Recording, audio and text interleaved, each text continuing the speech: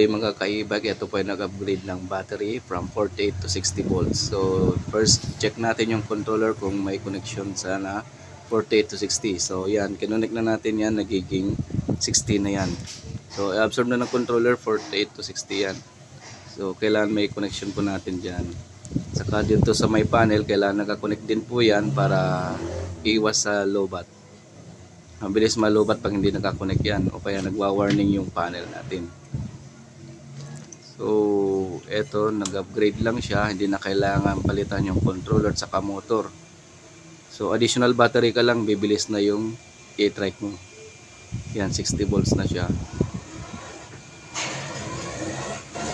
And mabilis na yung e-trike na siya.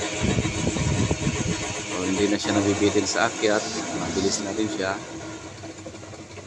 So additional battery lang po. Thank you.